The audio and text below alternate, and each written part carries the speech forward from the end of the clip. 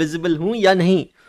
Very very good evening all of you, welcome all of you to my YouTube channel C Anshul Agarwal. मैं C Anshul Agarwal आप सभी का करता हूं तहे दिल से स्वागत। सभी को मेरा सलाम, सबको मेरा प्रणाम। Good evening all of you. वो सभी लोग जो नए हैं इस चैनल पे, जो मुझे नहीं जानते, उन सब लोगों को मैं बता देता हूं। मेरा नाम है CACS Anshul Agarwal. I am a chartered accountant, company secretary by profession and a teacher by passion. मैं CA फाउंडेशन में अकाउंटिंग पढ़ाता हूं, CA इंटरमीडिएट में advanced accounting and then cost and management accounting पढ़ाता हूं। आप लोग अभी मुझे मेरे यूट्यूब चैनल पर देख रहे हैं जहां पर मैं अकाउंट्स पढ़ाता हूं, और मेरी वाइफ CACS स्वाति अग्रवाल ये लॉ का सब्जेक्ट आप लोगों को यहां पर पढ़ाते हैं। CA फाउंडेशन के बच्चों के लिए अमेजिंग चीज ये है कि आपको सिंपली करना है, इतना जाना है और हमारे आज के इस वीडियो के डिस्क्रिप्शन को आपको करना है चेक। अब जब आप इस वीडियो के डिस्क्रिप्शन को चेक करेंगे तो आपको डिस्क्रिप्शन में मिलेगी कुछ अमेजिंग सी चीजें। चेक कर लेते हैं क्या क्या मिलेगी, एक बार मैं आपको बता दूं। यहां पर सबसे पहले आपको मिलेगी अकाउंट्स की कंप्लीट प्लेलिस्ट। एक पूरी की पूरी प्लेलिस्ट आप लोगों के लिए बनाई है। ट्रस्ट मी, बहुत ही अमेजिंग कंटेंट है, ICI मॉड्यूल से पढ़ा है। तो आप ये प्लेलिस्ट चेकआउट करेंगे, सारे चैप्टर्स आपको यहां पर इस प्लेलिस्ट से मिल जाएंगे। उसके बाद में ठीक उसी तरह CA फाउंडेशन लॉ की प्लेलिस्ट मिल जाएगी। CA फाउंडेशन की वर्चुअल लाइब्रेरी, अगर आपको रिविजनरी वीडियोस चाहिए, वन शॉट रिविजन चाहिए, तो वो आपको यहां से मिल जाएगा। You can stay connected with me through Telegram और my WhatsApp community using this particular platform. So ये है सारी इंपॉर्टेंट लिंक्स जो आपको अपने पास में यहां पर रखना है। सभी का बहुत बहुत स्वागत है। एक बार क्विकली एक्नॉलेज कर लेता हूं जो बच्चे लाइव देख रहे हैं, उसमें समीर, निष्ठा, बशीर, कनक, खेमानी, उसके बाद में है mister 2GB gamer, Jitendra Jain, Ranjana Jhakar, Neel Thomas, Puneet, Himesh, Soya Malik. Good evening all of you. Sir royalty क्या होता है, काफी बार सुना है ये लेकिन पता नहीं है। तो बेटा यश शर्मा जी जाइए और फाइनल अकाउंट्स का लेक्चर चेक कीजिएगा। मैन्युफैक्चरिंग अकाउंट के अंदर मैंने आपको रॉयल्टी बताया था, चेक कीजिएगा। ठीक है, आज हम लोग नया टॉपिक चालू करने जा रहे हैं। टॉपिक का नाम है preparation of accounts from incomplete records, या फिर इसको हम कहेंगे सिंगल एंट्री सिस्टम। फटाक से अपने रजिस्टर में आएंगे और रजिस्टर में आकर ये चैप्टर का टाइटल डालेंगे, chapter number 10, preparation of accounts from incomplete records और सिंगल एंट्री सिस्टम। दोस्तों हम लोग जो रूल फॉलो करते हैं वो रूल ये है कि जब भी कोई नया टॉपिक चालू करते हैं रजिस्टर में, तो रजिस्टर का जो पहला पेज होता है उस पर हम टाइटल लिखते हैं सेल्फ एनालिसिस।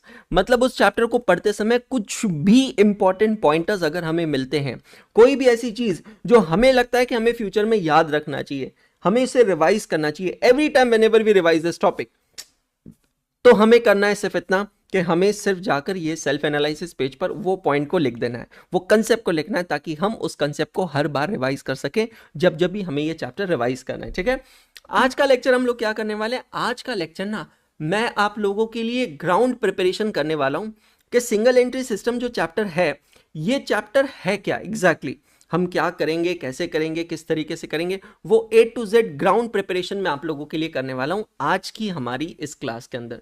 क्लास बहुत अमेजिंग होने वाली है, मजा बहुत आने वाला है, कंसेप्चुअल क्लैरिटी मिलने वाली, इस चीज का मेरा है आपसे पक्का वाला वादा। और मॉड्यूल के क्वेश्चन सॉल्व करेंगे उसके बाद में। ठीक है, तैयार है सभी जने? एक बार मुझे जोश दिखा दो यार, लाइव चैट में जोश दिखा दो। जो रिकॉर्डेड देख रहे हैं please you can comment on the video, मुझे आप जरूर कमेंट कीजिएगा। मैं पढ़ता हूँ, एक एक कमेंट को मैं रिप्लाई करता हूँ और मुझे वहां से पता चलेगा कि जो कंटेंट मैं आप लोगों के लिए बना रहा हूँ, जिस तरीके से मैं आप लोगों के लिए बना रहा हूँ, वो आप लोगों तक सही तरीके तक पहुंच रहा है या नहीं पहुंच रहा है। ठीक है, चलिए शुरू करते हैं। एक बहुत बेसिक पॉइंट मैंने यहां पर लिखा है, उसको मैं एक्सप्लेन करूंगा बाद में, थोड़ा सा रुककर। अभी आप लोग फटाक से आएंगे, लिखेंगे सेल्फ एनालिसिस पॉइंट नंबर 1। चलिए अब आगे बढ़ते हैं, शुरू करते हैं एक एक करके। ये चैप्टर का नाम है preparation of accounts from incomplete records, फिर इसे सिंगल एंट्री सिस्टम भी क्यों कहते हैं समझते हैं। तो यहां पर ना हम दो अलग अलग सिचुएशंस को कवर कर रहे हैं। कौन सी दो सिचुएशंस को कवर किया जा रहा है यहां पर इस पर्टिकुलर टॉपिक में, आइए एक एक कर समझते हैं। तो सबसे पहली सिचुएशन वो है जहां पर कोई अपनी अकाउंटिंग पहली बार बना रहा है। When someone is preparing his accounts for the very first time, trust me, पहली बार, अभी तक वो अकाउंट्स मेंटेन ही नहीं करते थे, बुक ऑफ अकाउंट्स नहीं रखते थे, अब वो पहली बार अपनी अकाउंटिंग कर रहे हैं। वेल ये सिचुएशन तो हर एक के साथ आती होगी, राइट? हर एक इंसान जब पहली बार अपनी अकाउंटिंग स्टार्ट करता होगा तो वो यही सिचुएशन का सामना करता होगा जिसको ये टॉपिक एड्रेस करता है। आई मीन एक एग्जांपल ले लेते हैं, एक छोटा सा किराना दुकानदार है, ठीक है, ग्रोसरी शॉपकीपर। अब ये जो ग्रोसरी शॉपकीपर है, पहले इसका बिजनेस धंधा बहुत छोटा था, बहुत कम कमाता था, बहुत कम सेल्स होती थी, बहुत कम ट्रांजैक्शंस होते थे, तो ये कोई ऐसे स्टीरियोटाइप तरीके से डिटेल बुक्स ऑफ अकाउंट्स वगैरह मेंटेन नहीं करता था पहले, क्योंकि उसकी ज़रूरत नहीं थी। लेकिन अब जैसे जैसे इसका बिजनेस बढ़ने लगा है, जैसे जैसे कस्टमर बेस बढ़ने लगा है, सेल्स बढ़ने लगा है, एक्सपेंस बढ़ने लगे, प्रॉफिट्स बढ़ने लगे, अब ये बंदा सोच रहा है कि यार मुझे ना प्रॉपर अकाउंटिंग करना चाहिए, I should also maintain books of accounts, मुझे भी अपना ट्रायल बैलेंस बनाना चाहिए, मुझे भी अपनी कैश बुक मेंटेन करनी चाहिए, मुझे भी अपना trading profit and loss account बनाना चाहिए, फाइनेंशियल स्टेटमेंट्स बनाने चाहिए। तो उन लोगों को एड्रेस करता है ये टॉपिक। दूसरा, ये टॉपिक एड्रेस करता है उन लोगों को जिनके बुक्स ऑफ अकाउंट्स तो ऑलरेडी बन चुके हैं, बट दे आर डिस्ट्रॉयड और दे आर मिसप्लेस्ड और they are stolen by someone. तो सपोज कीजिए कि आप प्रॉपर सिस्टमैटिक तरीके से डबल एंट्री सिस्टम से बुक्स ऑफ अकाउंट्स तो मेंटेन करते हैं, चलिए without any doubt no problem. लेकिन अब आप लोगों की फैक्ट्री में आग लग जाती है, आग लगने से क्या होता है, आपकी इन्वेंट्री डिस्ट्रॉय होगी, आपकी एसेट्स डिस्ट्रॉय होगी, आपके बुक्स ऑफ अकाउंट्स भी वहां जलकर राख हो जाते हैं। तो अब वो सिचुएशन में आप क्या करेंगे, आपके पास कुछ इनकम्प्लीट रिकॉर्ड्स हैं, कुछ डेटा है, कुछ पिछले साल की इंफॉर्मेशन है, अगर कुछ बैकअप है तो वो बैकअप है, इन सारी चीजों को इस्तेमाल कर कर यूज करके आप लोगों को क्या करना है, आपको कंप्लीट अकाउंट्स बनाना है। तो टॉपिक का नाम क्या हुआ, preparation of accounts from incomplete records. Now some questions arises in front of us कि सर आखिर हमें बुक्स ऑफ अकाउंट्स क्यों मेंटेन करने होते हैं, why do we need to do accounting. I mean accounting जो है ये काफी लोगों को फील होता है कि बड़ा नॉन वैल्यू एडिशन वाला सब एक्सपेंस है ना। जैसे कि मैं इतनी कंपनीज में काम कर चुका हूं, इतनी कंपनीज का काम कर चुका हूं, मैंने हमेशा देखा है कि कोई भी कंपनी का जो मैनेजमेंट होता है वो एडवर्टाइजमेंट में खर्चा करने में परहेज नहीं करता है, क्योंकि उसका वन ऑन वन रिलेशनशिप होता है सेल्स के साथ। वो क्या सोचता है, अच्छा अगर मैं अपने प्रोडक्ट की एडवर्टाइजमेंट करूंगा तो प्रोडक्ट की एडवर्टाइजमेंट करने से मेरी विजिबिलिटी बढ़ेगी, कस्टमर को मेरे प्रोडक्ट के बारे में पता चलेगा, मेरे ब्रांड की अवेयरनेस बढ़ेगी और मार्केटिंग होगी तो मेरी सेल्स बढ़ेगी। तो एडवर्टाइजमेंट में बिंदास खर्चा कर लेता है। मैंने देखा है कि काफ़ी लोग पैकेजिंग पे खर्चा करने में परहेज नहीं करते हैं। वो सोचते हैं कि अगर मेरे प्रोडक्ट की पैकेजिंग जो है वो अच्छी अट्रैक्टिव पैकेजिंग होगी तो कस्टमर अट्रैक्ट होगा, और अगर कस्टमर अट्रैक्ट होगा तो मेरा सेल्स बढ़ेगा। वो बाकी खर्चों में नहीं सोचता है, लेकिन जब बात करते हैं ना अकाउंटिंग की और ऑडिटिंग की तो चिंदी चिंदी चीजों पे ना वो सोचता है यार। मतलब यार एक अकाउंटेंट जो है वो अगर अपने मैनेजमेंट को बोल दे कि सर मुझे थोड़ा स्टेशनरी आइटम लेके आना, आज 2-5 हजार रुपए दे दो, वो उस पर चिंदी पना करेगा कि भाई क्यों लाना है, क्या लाना है, अभी तो दिया था, पिछले हफ्ते दिया था, अब क्यों करना है, जो है उसमें काम कराओ। तो मैं जब इसकी डिटेल में गया कि यार आखिर ये स्प्लिट पर्सनैलिटी का रीजन क्या है, तो मुझे रीजन पता चला कि इसका पूरे का रीजन है कि सबको ये फील होता है कि अकाउंटिंग जो है ना वो नॉन वैल्यू एडिशन वाला एक्सपेंस है। हमारे बिजनेस में हम अकाउंटिंग क्यों कर रहे हैं, क्योंकि हमें उसकी जरूरत है, नहीं तो ट्रस्ट में कोई अकाउंटिंग नहीं करता था। तो अब सवाल यह कि हमें अकाउंटिंग की जरूरत क्यों है। कुछ पॉइंटर्स मैंने आपके सामने लिखने की कोशिश की है। Number 1, to obtain bank loan. दोस्तों यार ये बात बहुत फैक्ट है कि अगर मुझे मेरा बिजनेस ग्रो करना है तो कहीं ना कहीं मैं अपना कितना पैसा लगाऊंगा, खुद का कितना पैसा लगाऊंगा, उसका कोई तो थ्रेशोल्ड होगा, कोई तो लिमिट होगी। I mean beyond that limit I can not invest money in my business at least, right, I can not do that. तो मैं वहां पर क्या करता हूं, मैं जाता हूं बैंक के पास लोन लेने के लिए। और जब मैं बैंक के पास लोन लेने के लिए जाता हूं तो पहला सवाल जो बैंक मुझसे पूछता है वो ये है, कमा कितना लेते हो। तो मैं अपने मन से अब्रप्टली कोई फिगर बोल दूंगा, बैंक मान जाएगा। Do you think so? ऐसा बिल्कुल नहीं है, ऐसा बिल्कुल नहीं है। बैंक क्या करेगा, बैंक आपसे उसका प्रूफ मांगेगा।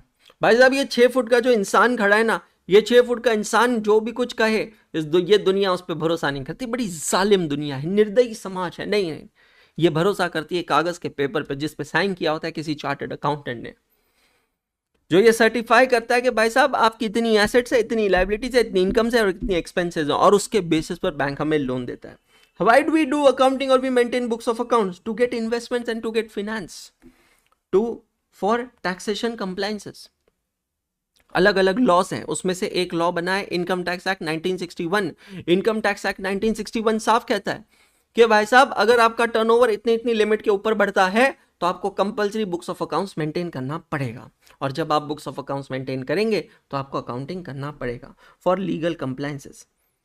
आपकी कंपनी जैसे जैसे बड़ी होती है आपके कंप्लायंसेस उतने उतने बढ़ते जाते हैं। जैसे फॉर एग्जांपल आप एक बैंकिंग कंपनी है तो आपको बैंकिंग रेगुलेशंस एक्ट या रिजर्व बैंक ऑफ इंडिया के नॉर्म्स को भी फॉलो करना पड़ेगा, तो आपको वहां पर वो कंप्लायंसेस करने पड़ेंगे for inter and intra firm comparison. दोस्तों यार एक कहावत आपने सुनी होगी, अंधे में काना राजा। नहीं बेटा अभी कुछ लिखना नहीं, अभी सिर्फ समझने पे फोकस करो, जब आपका लेक्चर खत्म हो जाएगा उसके बाद लिख लेना, ठीक है।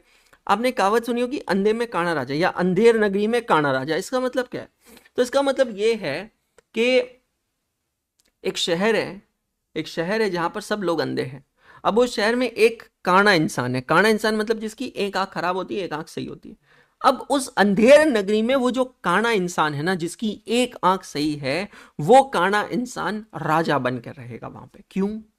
क्योंकि बाकी तो लोग बिल्कुल नहीं देख सकते, लेकिन एटलीस्ट ये जो बंदा है, ये जो कानिया है, ये थोड़ा बहुत देख सकता है। बट अगर ये काना इंसान नॉर्मल लोगों की नगरी में जाएगा, जहां पर इंसानों की दोनों आंखें सलामत है, तो वो वहां पर जाकर पाएगा कि भाई साहब मैं तो एक्चुअल में कुछ नहीं हूं, यहां पर सब लोगों की दोनों आंखें। तो यार ये बात फैक्ट है कि जब तक आप खुद का कंपैरिजन नहीं करते हो ना, आपको एक्चुअल में पता नहीं चलता है वेयर डू यू स्टैंड। और यहां पर कंपैरिजन दो टाइप का होता है, एक होता है इंट्रा फर्म कंपैरिजन और दूसरा होता है inter firm comparison. Intra firm comparison, intra का मतलब क्या होता है? With in. मेरा कंपैरिजन खुद के साथ, मेरा खुद के साथ मतलब मैंने पिछले साल कितना सेल्स किया था, मैं इस साल कितना कर रहा हूं, उसके पिछले साल कितना किया था, मेरे एक्सपेंसेस कितने थे, मेरे प्रॉफिट्स कितने थे, मेरे लॉसेस कितने थे, इन सारी चीजों का मैं एक एनालिसिस करता हूं। इसको कहते हैं intra firm comparison, with in firm comparison. दूसरा होता है इंटर फर्म कंपैरिजन, मेरा कंपैरिजन मेरे राइवल के साथ, मेरे कॉम्पिटिटर के साथ। जरूरी है, हर महीने रिपोर्ट आती है कि मारुति ने इतने यूनिट्स बेचे हैं, हुंडई ने इतने यूनिट्स बेचे हैं, फिएट ने इतने यूनिट्स बेचे हैं, टाटा मोटर्स ने इतने यूनिट्स बेचे हैं, महिंद्रा ने इतने यूनिट्स बेचे हैं, एमजी मोटर्स ने इतने यूनिट्स बेचे हैं, स्कोडा ने इतने यूनिट्स बेचे हैं। क्यों होता है ये? ताकि आप बेंचमार्किंग कर सको। दोस्तों कभी भी ध्यान रखना, competitiveness, comparison is not a bad thing at all. It's always a good thing, and it really results into constructive growth. We do accounting, we maintain books of accounts for our own records and for our own assessments. मैं खुद जानना चाहता हूं, मैं खुद records रखना चाहता हूं, देखना चाहता हूं where do I actually stand, मैं कहां पर हूं। और वो चीज़ मुझे तब तक पता नहीं चलेगी, तब तक दोस्तों जब तक मैं अकाउंट्स मेंटेन नहीं करूंगा।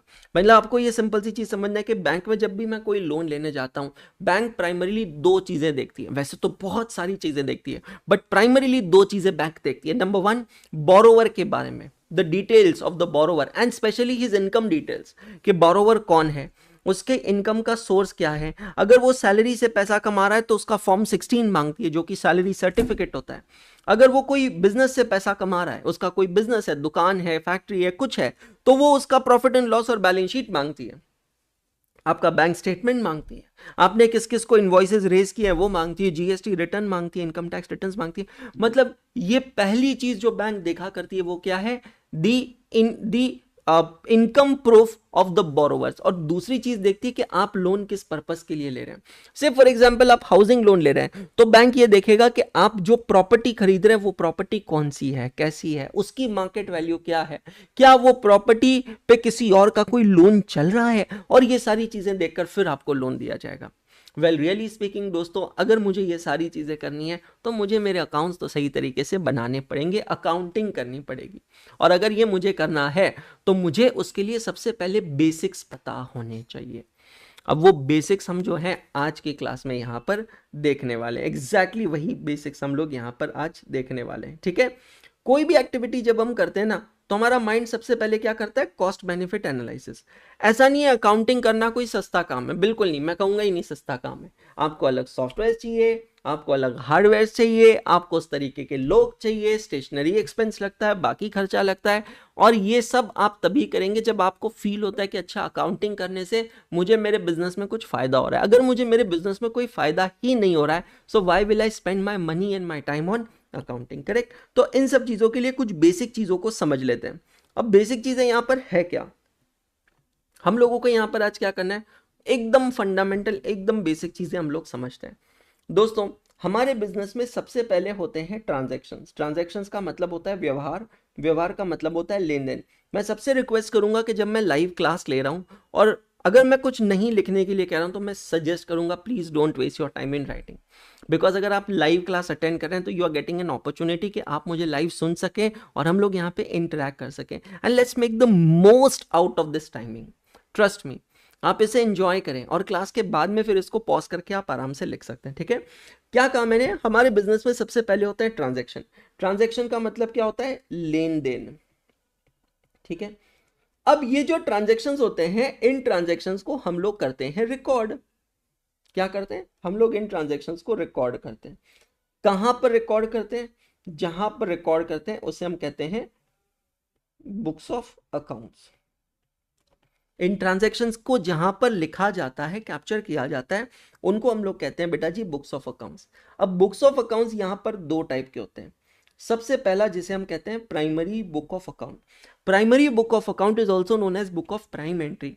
अब आपको ये फील होगा कि सर आप तो फाइनल अकाउंट्स का रिवीजन कर पा रहे हो। एग्जैक्टली, इसलिए मैं हमेशा कहता हूँ ये 3 चैप्टर्स एक फैमिली के हैं और इसको इसी सीक्वेंस में पढ़ना, रिवाइज करना। पहले एनपीओ, उसके बाद फाइनल अकाउंट्स और फिर बाद में सिंगल एंट्री सिस्टम, बिकॉज ये आपके एफर्ट्स को रिड्यूस करता है।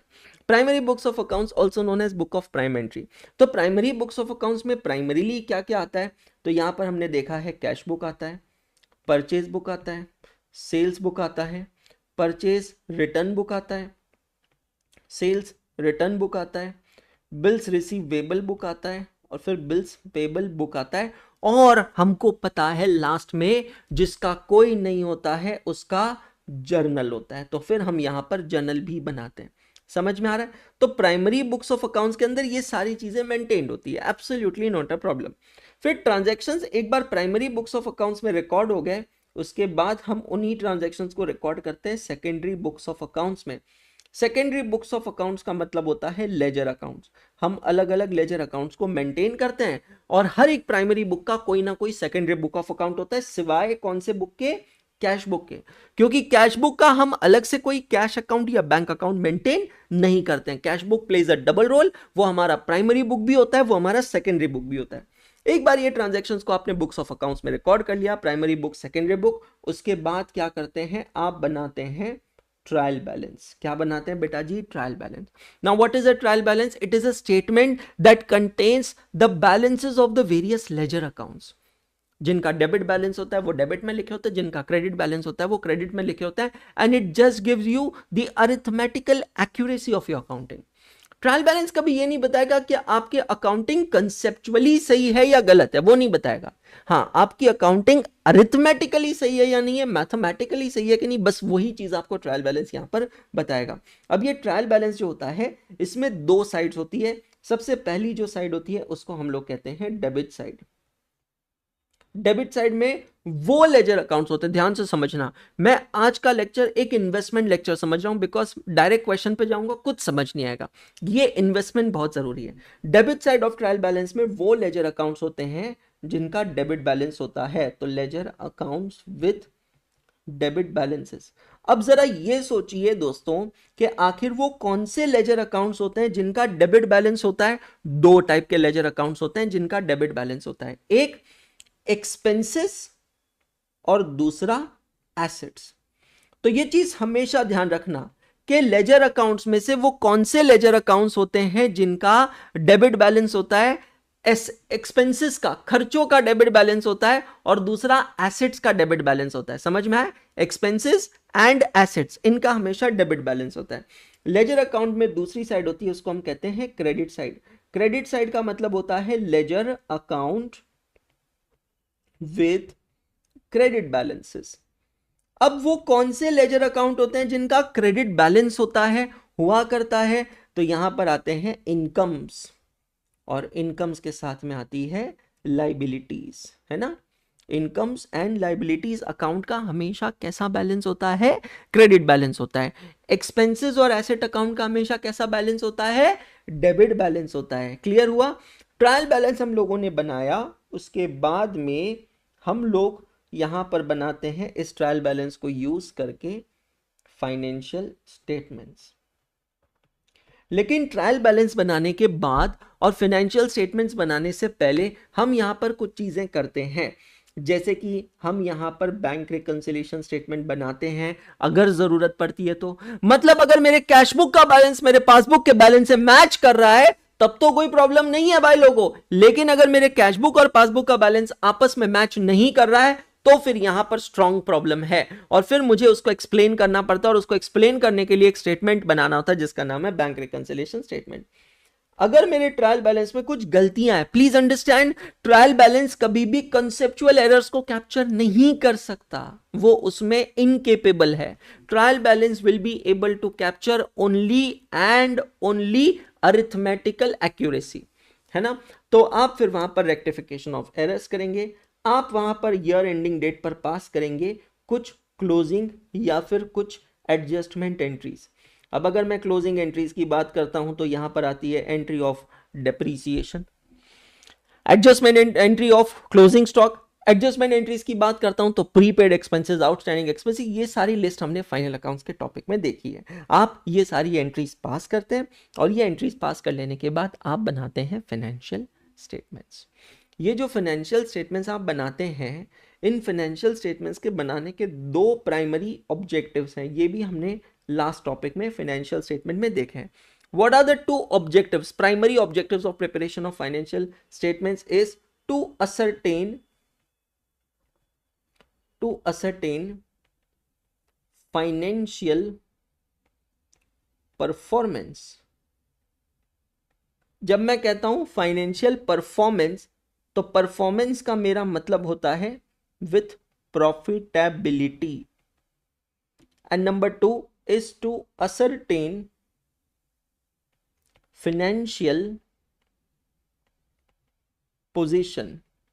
और फाइनेंशियल पोजीशन से मेरा मतलब क्या है, what do we need to ascertain is the solvency. जब मैं कहता हूं सॉल्वेंसी तो सॉल्वेंसी का मतलब होता है assets and liabilities of an enterprise. तो फाइनेंशियल स्टेटमेंट्स क्यों बनाते हैं, बिकॉज मुझे असरटेन करनी है उसकी ऑर्गेनाइजेशन की प्रॉफिटेबिलिटी। कोई भी ऑर्गेनाइजेशन तब तक सस्टेन नहीं कर सकती जब तक वो प्रॉफिट नहीं कमा देती। भाई सीधी सी बात है, अपने जेब से आखिर कितने समय तक आप पैसा लगाओगे, कभी ना कभी कोई ना कोई तो ऐसा समय आएगा जब आपकी जेब से लगाया हुआ पैसा खत्म हो जाएगा। समझ में आ रहा है। So to ascertain financial performance and then to ascertain financial position, ये दो ऑब्जेक्टिव्स होते हैं हमारे फाइनेंशियल स्टेटमेंट्स बनाने के। यहां तक भी सबको क्लियर हो गया। अब हम थोड़ा अंदर घुसते हैं यहां पे। ठीक है सर, हमारे इस चैप्टर का भी ऑब्जेक्टिव यही है। फाइनल सिंगल एंट्री सिस्टम में हमारा इंटेंशन यही है कि भाई साहब जो भी डेटा हमें दिया गया, जो भी थोड़ा बहुत डेटा, उस डेटा से हमें क्या असरटेन करना है, profitability. Now, to understand this in a better manner, we need to understand little bit about financial statements। ठीक है, अब financial statements के अंदर सबसे पहले हम लोग यहां पर क्या करेंगे, we are going to understand trading account and related accounts।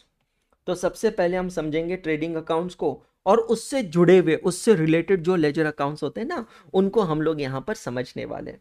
तो सबसे पहले किसी भी बिजनेस में हम बनाते हैं ट्रेडिंग अकाउंट, चाहे वो ट्रेडर हो, सिर्फ ट्रेडर हो, या वो ट्रेडर प्लस मैन्युफैक्चरर हो, हम हर एक केस में ट्रेडिंग अकाउंट बनाते हैं। In every case we do prepare trading account. ठीक है, ट्रेडिंग अकाउंट के नेचर को समझ लेना थोड़ा। ट्रेडिंग अकाउंट नॉर्मली गुड्स के आने और जाने के लिए बनाया जाता है। It's a separate account prepared to capture the movement of the goods. जब मैं कह रहा हूं मूवमेंट ऑफ द गुड्स का मतलब है ये अकाउंट डेबिट होता है व्हेन गुड्स कम्स इन। जब भी बिजनेस में गुड्स आते हैं ये अकाउंट डेबिट होता है। ये अकाउंट क्रेडिट होता है कब, व्हेन गुड्स गोज आउट। जब भी धंधे से, बिजनेस से गुड्स जाते हैं ये अकाउंट क्रेडिट होता है। आई रिपीट, ये अकाउंट डेबिट कब होता है, जब गुड्स आते हैं। ये अकाउंट क्रेडिट कब होता है, जब गुड्स जाते हैं। आई होप ये क्लियर है। अब ये अकाउंट की कहानी क्या है, ये अकाउंट के डेबिट में सबसे पहले आता है टू ओपनिंग स्टॉक। क्या आता है, टू ओपनिंग स्टॉक। पिछले साल का क्लोजिंग स्टॉक करंट ईयर का क्या बनेगा, ओपनिंग स्टॉक। बेसिक चीजें ध्यान रखना।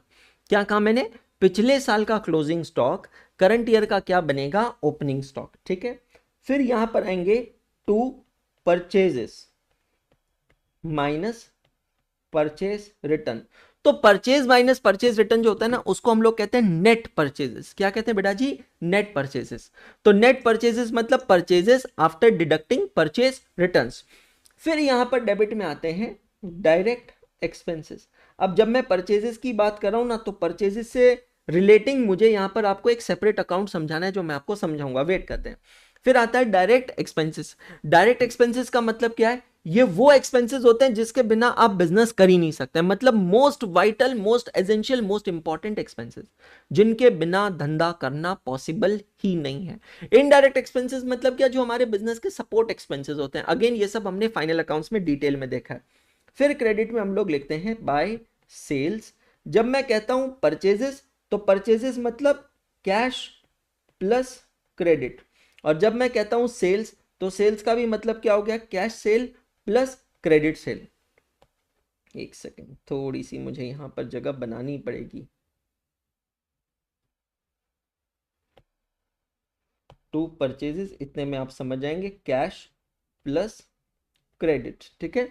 फिर सेल्स में से भी मैं क्या माइनस करूंगा? सेल्स रिटर्न माइनस करूंगा, जिससे मुझे क्या जाकर मिलेगा? नेट सेल्स मिलेगा।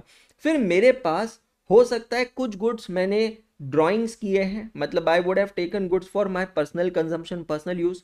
कुछ गुड्स को मैंने डिस्ट्रीब्यूट किया होगा एज फ्री सैंपल, जिसको हम लोग क्या कहते हैं? एडवर्टाइजमेंट। कुछ गुड्स को मैंने डोनेट किया होगा, तो उसको हम लोग कहते हैं चैरिटी। कुछ गुड्स हो सकता है मेरे लॉस हो गए, लॉस बाय फायर हो सकता है, लॉस बाय थेफ्ट हो सकता है, लीकेज हो सकता है, कुछ भी हो सकता है। तो जो भी हो गए यहां पर मैं उसको लिखता हूं लॉस। मतलब ऐसे कुछ अनयूजुअल ट्रांजेक्शन्स हो सकते हैं। ऐसा जरूरी नहीं है हर क्वेश्चन में होगा, बट कभी कभी अनयूजुअल ट्रांजेक्शन हो सकते हैं। ईयर एंडिंग पे अगर कुछ गुड्स आपके पास ऐसे बच जाते हैं जो अभी तक बिके नहीं है, विच आर लाइंग अनसोल्ड, तो उसको हम लोग कहते हैं क्लोजिंग स्टॉक। अब दोस्तों, हम जनरली क्लोजिंग स्टॉक के क्रेडिट साइड की टोटल लेते हैं, इस सेम टोटल को लिखते हैं डेबिट साइड में। और जनरली ये डेबिट साइड की बाकी सारी फिगर्स माइनस करने के बाद हम लोगों को जो फिगर मिलती है उसको हम लोग क्या कहते हैं? Gross profit. क्या कहते हैं बेटा जी? उसे हम ग्रॉस प्रॉफिट। तो gross profit normally comes as a balancing figure. अब यहां से कुछ चीजें जो हम लोगों को समझनी है, कुछ इक्वेशंस और कुछ लेजर अकाउंट्स, उसको हम लोग एक एक कर कर समझते हैं। मुझे एक बात बताइए, क्या मैं यहां से ये कह सकता हूं कि मेरे ट्रेडिंग अकाउंट के डेबिट साइड की जो टोटल है, it should always be equal to my trading account credit side? बराबर है, सही लिखा। ट्रेडिंग अकाउंट के डेबिट की जो टोटल है should always be equal to trading account credit side, correct. अब ट्रेडिंग के डेबिट में क्या आता है? ओपनिंग स्टॉक है, प्लस परचेजेस है, प्लस डायरेक्ट एक्सपेंसेस है, और प्लस यहां पर ग्रॉस प्रॉफिट है, प्लस यहां पे क्या है? ग्रॉस प्रॉफिट है। और ट्रेडिंग अकाउंट के क्रेडिट में क्या है? तो सेल्स है हमारे पास में, और फिर क्लोजिंग स्टॉक है। अब ये जो बाकी के ट्रांजैक्शंस है ना, मैं इन ट्रांजैक्शंस को अनयूजुअल ट्रांजैक्शंस कहता हूं। They may be there, they may not be there, ठीक है। मैं इसको थोड़ा सा एडवर्टीजमेंट, ठीक है, they may be there, may not be there. अब देखना, अगर आप यहां पर ये पूरी हिस्ट्री समझते हैं तो आपको समझ में आएगा कि दोस्तों ये सारे ट्रांजैक्शंस, ये तीनों ट्रांजैक्शंस कॉस्ट प्राइस पे होते हैं, लेकिन सेल्स जो होता है सेलिंग प्राइस पे होता है, क्लोजिंग स्टॉक भी कॉस्ट प्राइस पे होता है, और gross profit is nothing but it is the amount of profit. अब हम यहां पर ना इस इक्वेशन को थोड़ा रीफ्रेस करते हैं, तो ये इक्वेशन ऐसा बनेगा, therefore it is equal to opening stock plus purchases plus direct expenses minus closing stock, it is equal to sales minus gross profit. समझ में आया? Opening stock plus purchases plus direct expenses minus closing stock. मैंने क्या किया?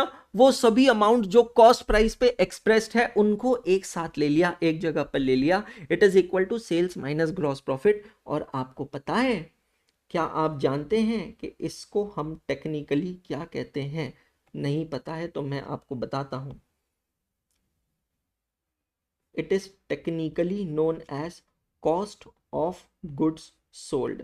मतलब वो goods जो मैंने बेच दिए हैं उसकी जो कॉस्ट होती है उसको कहते हैं कॉस्ट ऑफ गुड्स सोल्ड। तो कॉस्ट ऑफ गुड्स सोल्ड के दो फॉर्मूलाज हो गए, एक हो गया opening stock plus purchases plus direct expenses minus closing stock, और दूसरा फॉर्मूला क्या हो गया, sales minus gross profit. Logical समझना, कॉस्ट ऑफ गुड्स सोल्ड, वो गुड्स जो मैंने बेच दिए हैं, वो गुड्स जो मैंने बेच दिए हैं, उन गुड्स की cost, cost of goods sold. अब गुड्स मैंने सेलिंग प्राइस पे बेचे हैं, तो सेल्स में से अगर मैं cost of goods sold minus करूंगा तो बैलेंसिंग फिगर क्या होगा, ग्रॉस प्रॉफिट ही होगा। तो ये पहली चीज एक हमें समझना है, पहला फॉर्मूला जो हमने समझा है, COGS is equal to opening stock plus purchases plus direct expenses minus closing stock, और it is equal to sales minus gross profit. दूसरा फॉर्मूला जो हम यहां पर समझेंगे वो फॉर्मूला है COGAFS, मतलब cost of goods available for cell. अब ये समझना अलग है, cost of goods available for cell मतलब ये वो गुड्स की कॉस्ट है जो अभी तक बिका नहीं है पर जो बिकने के लिए अवेलेबल है। Cost of goods available for sale it is equal to opening stock plus purchases plus direct expenses. Cost of goods available for sale, opening stock plus purchases plus direct expenses. जो goods बिके नहीं है, जो goods बिक गए हैं उसकी cost को हम क्या कहते हैं, COGS। लेकिन जो गुड्स बिकने के लिए अवेलेबल है, तैयार हैं, उसको हम लोग क्या कहते हैं, cost of goods available for sales. ये क्लियर हो गया। अब दोस्तों मैं यहां से दो चीजें पकड़ता हूं। सबसे पहले मैं यहां पर लिखता हूं what is the meaning of total purchases. ठीक है, तो टोटल परचेजेस का मतलब होता है cash purchases plus credit purchases. अब ये जो कैश परचेजेस की फिगर है ये मुझे कौन सी बुक से मिलती है, मेरी कौन सी बुक ऑफ अकाउंट से मिलती है, तो बेटा जी ये मुझे पता चलती है फ्रॉम माय कैश बुक। कहां से पता चलती है, कैश बुक से।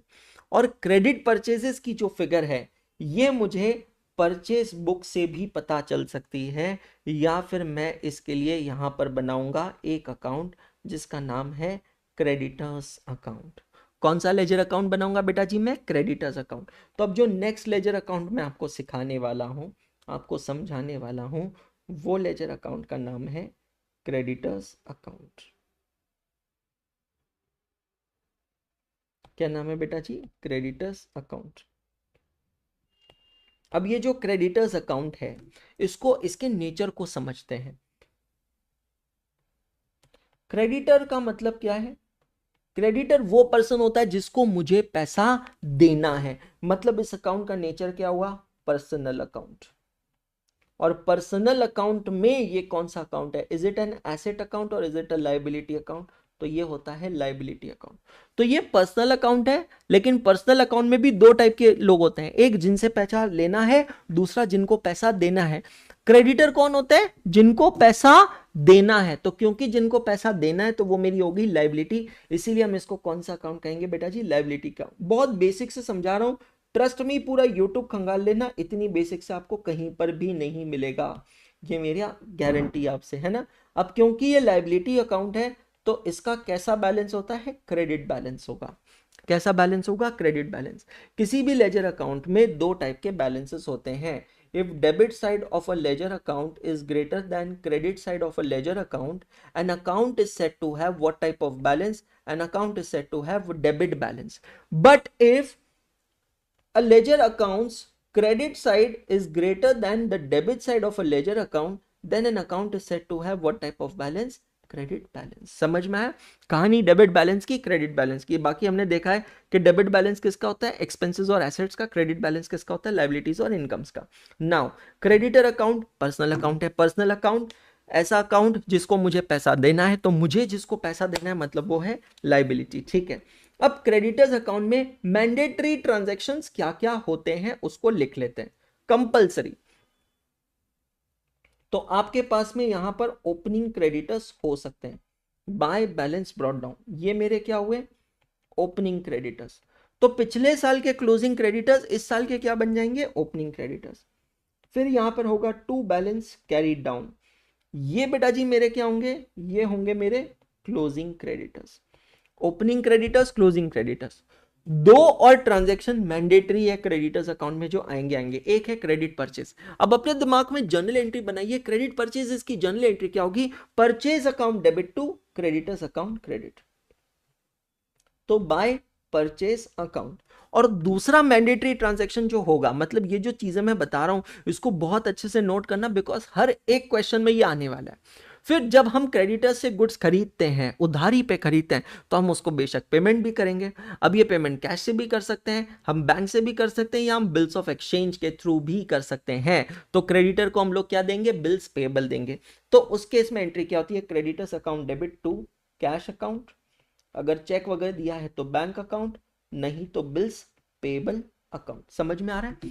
Creditors account debit to cash account to bank account to bills payable account. दोस्तों ये नॉर्मली मैंडेटरी ट्रांजैक्शंस होते हैं, लेकिन इनके अलावा कुछ ऑप्शनल ट्रांजैक्शंस भी हो सकते हैं। जैसे कि समझना, अब क्रेडिटर से आपने गुड्स खरीदे हैं तो एंट्री पास की purchase account debit to creditors account. अब आपने इनको गुड्स रिटर्न किए होंगे तो क्या एंट्री पास करी होगी? Creditors account debit to purchase return account credit. समझ में आ रहा है?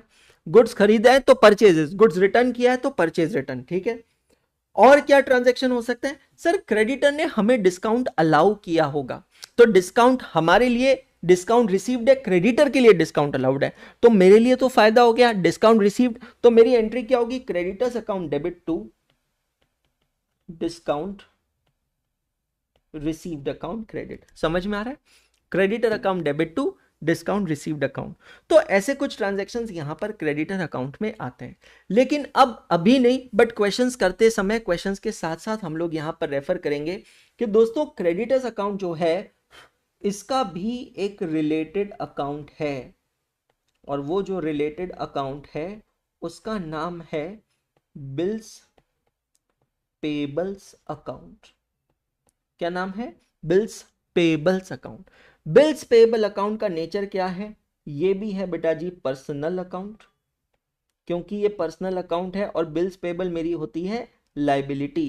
तो लाइबिलिटी अकाउंट है, और लाइबिलिटी अकाउंट का किस टाइप का बैलेंस होता है बेटा जी? क्रेडिट बैलेंस होता है।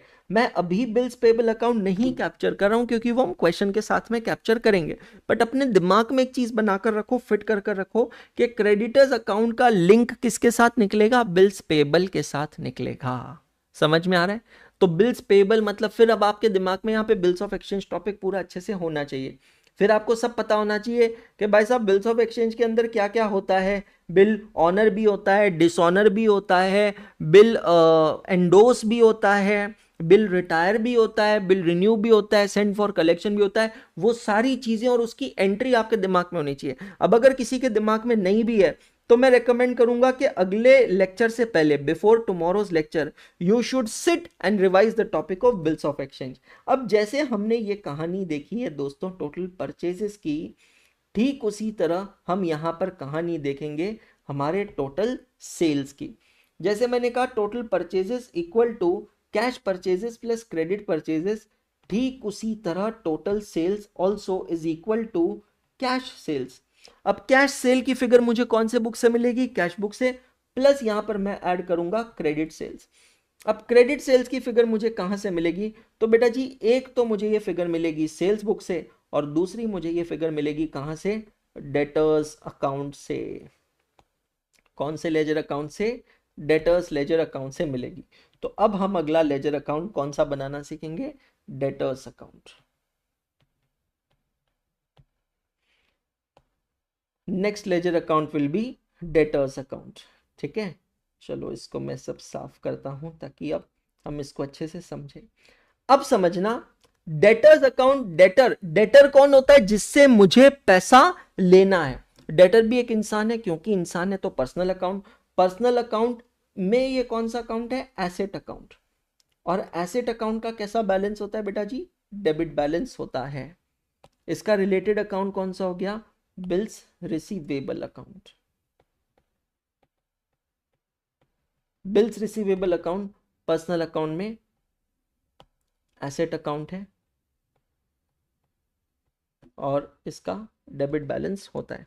ठीक है, अब हम इसको समझते हैं। डेटर्स अकाउंट में मैंडेटरी ट्रांजैक्शन कौन कौन से होते हैं? डेटर्स अकाउंट का कैसा बैलेंस बताया? Debit balance. तो डेबिट में आएगा 2 balance brought down. To balance brought down से मुझे क्या पता चलेंगे बेटा जी, ओपनिंग डेटर्स कितने हैं मेरे ओपनिंग डेटर्स। फिर मैं लिखूंगा बाय बैलेंस कैरीड डाउन, यहां से मुझे पता चलेंगे closing debtors.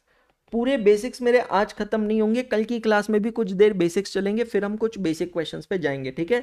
But trust me, अगर किसी ने सिंगल एंट्री सिस्टम नहीं किया है ना, ये पहले 2 लेक्चर्स देखेंगे ना, आपके, मैं सच बता रहा हूं, फाउंडेशन तो रेडी हो जाएगा सिंगल एंट्री का। अब इसके आगे आपकी ताकत है, आपकी हिम्मत है कि आप कितनी प्रैक्टिस करते हैं, ठीक है, वो आपके ऊपर है।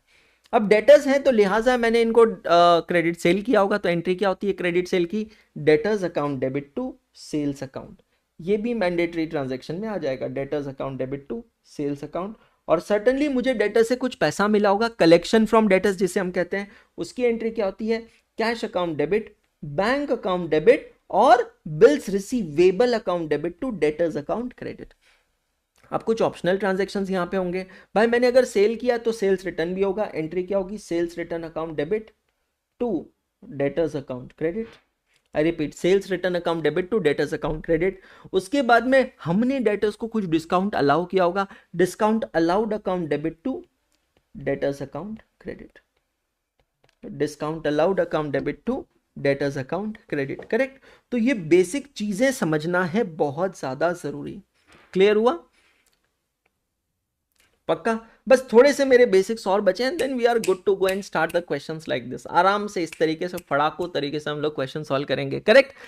सो दोस्तों, उम्मीद करता हूं आपको आज का लेक्चर अच्छा लगा होगा, मजा आया होगा। अगर लेक्चर अच्छा लगा है तो इसे लाइक जरूर करें, दोस्तों के साथ शेयर करें, जो सिंगल एंट्री सिस्टम में स्ट्रगल करें उन सबको बोले कोई भी अटेम्प्ट हो आपका, भाई साहब डरने की जरूरत नहीं है। हमारे अंशुल भैया यहां पर आ चुके हैं, बहुत ही मक्खन तरीके से सिंगल एंट्री सिस्टम का टॉपिक पढ़ा रहे हैं।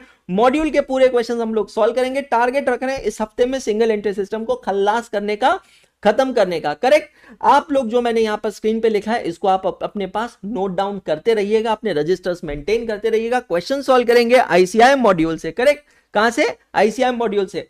लेक्चर अच्छा लगा है तो वीडियो में कमेंट कर जरूर बताना, आपका एक फीडबैक जो है वो मेरा मोटिवेशन बहुत बढ़ाता है। और जाने से पहले कहूंगा सिर्फ इतना, पढ़ते रहो, सीखते रहो, आगे बढ़ते रहो, क्योंकि पढ़ना बंद तो सीखना बंद, और सीखना बंद तो आगे पढ़ना बंद।